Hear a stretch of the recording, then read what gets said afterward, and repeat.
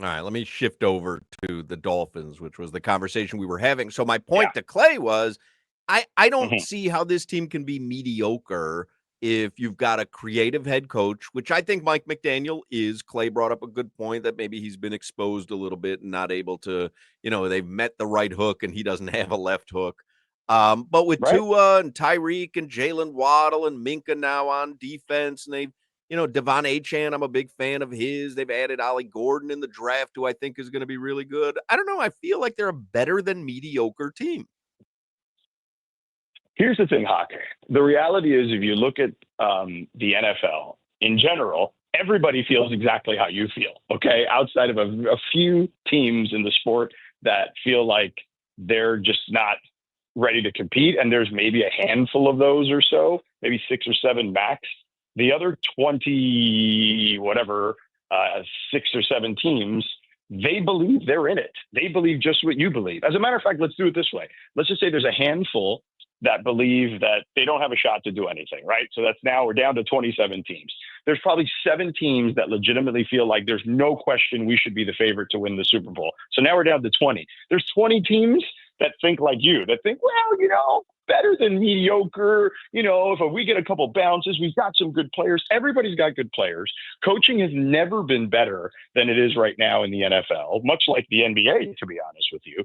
Mike McDaniel, who took the NFL by storm for a little bit, has shown not to be able to sustain it. I'll give you the perfect example of the opposite of that.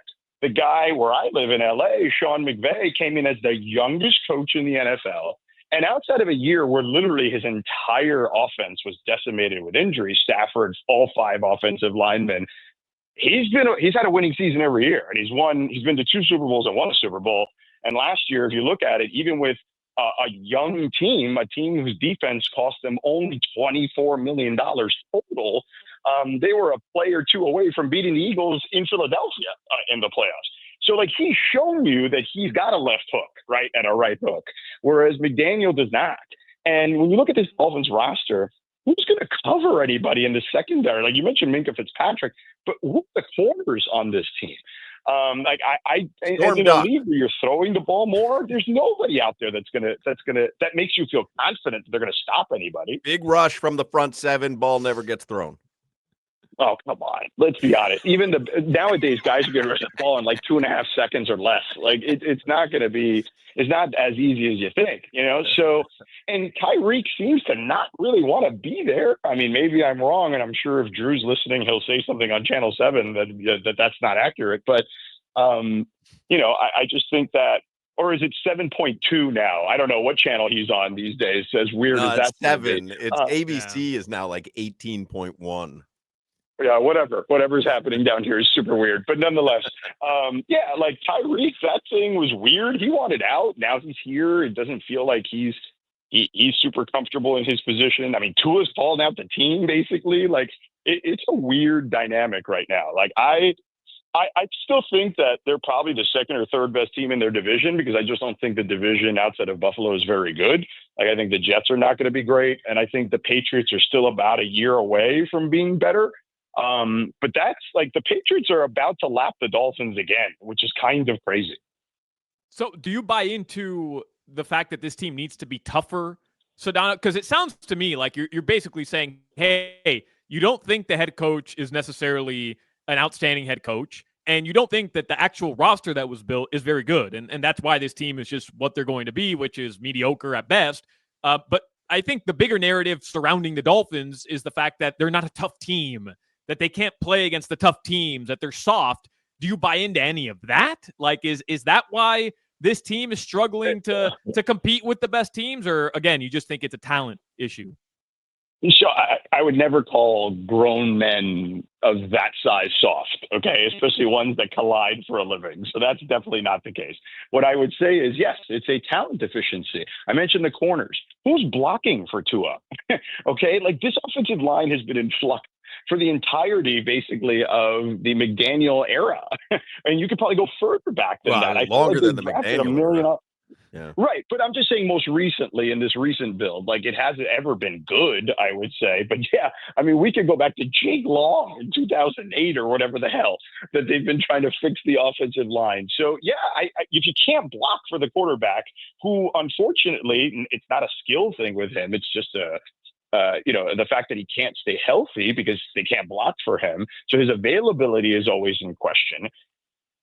You can't cover anybody in the secondary for the most part with your corners. Like, that's a terrible recipe. Well, if you can put up 50 points a game, which I think the offense can, it's okay if your corners come are a on. little deficient. I mean, okay, if you think I think so, the I'm not offensive line is better. Here's the thing. I think the entire They're roster is about an better than 8-win people are giving team. them credit for.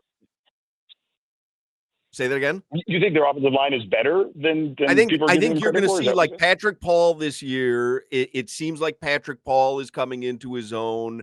I think that there's a belief, correct me if I'm wrong, Solana, that the offensive line, this is maybe the best version of it in 4 seasons, and that is a low bar, admittedly. Yeah. But I think this might be the Yes. best version of that. Yeah, but it's interesting. I think, it's optimism making that assumption, because Sure. if I told you another team, take the Dolphins out of it, another team just had their starting left tackle of the last 3 years, who was a consistent Pro Bowler, just retired, and they're replacing him with a top pick for sure, but somebody who hasn't played consistently, and that means your offensive line is going to be better. Most people would agree, just because no. Teron Armstead wasn't available all the time, too. Yeah. And Yeah. Patrick Paul looks like an Adonis, just like an absolute Adonis out there. I could be wrong, but I understand what you're saying, George. My question was going to be, though, because you brought up the Patriots are about to lap you again. We had this conversation with a couple of different writers and reporters. They've all had the same answer, which is shocking to me. But if I gave you the choice, you can have Mike Vrabel and Drake May, or Mike McDaniel and Tua. Which combo are you taking? Am I doing it just for this year, or am I doing it for the next 3 to 5? Do it both ways. For this year, I'd probably still take Tua and McDaniel, but moving forward, I'd absolutely take Vrabel and Drake May. Okay. At least that's a more nuanced answer than I've heard before, because everyone just defaults to Vrabel and Drake May. And I'm like, wow, why? I don't understand why people are so dismissive of Tua as a premier quarterback, a possibly premier quarterback, because 2 seasons ago, we were talking about him for the MVP for a several week span. And I don't understand why people are so dismissive of what he can mean to an NFL team if he's out there. Well, I will say this. I don't think he was the MVP that year. I think Tyreek was the MVP that year of the Dolphins. Fair. That's fair. But I would say this. First of all, it's availability, as I discussed already, right? Like, I think that is always going to be a concern with him. And I think that there are things we've seen. I remember there was a Chargers game 2 years ago now, or 3 years ago, maybe now. They played Sunday night against the Chargers. The Chargers took away the middle of the field, and Tua could do nothing. Now, he's definitely evolved from that. But what I'm saying is no one is saying he's not good. I would never say that. I just don't think he's like special, where, he's not like Steve Young or Dan Marino. You know what I mean? Like, I don't see him in that vein. Like, I think he's a good quarterback. That for you to be, he's better than anything the Dolphins have had since Marino. I'll give him that. Sure. But that's also not a high bar to clear necessarily. Fair. So, I mean, I don't know what we would go second there. Chad Pennington, and that was very short-lived. Yeah. You know what I mean? So it's like, I just think that Dolphin fans have been starved for so long that they have forgotten what great football looks like on a regular basis. And it's crazy. And I'll tell you this, and I know people may laugh at this. I don't know if it's going to happen this year or next year, but I will tell you this. I do think there's a much bigger possibility that the Canes are back in the national championship picture over the next several years than the Dolphins will be in the Super Bowl conversation.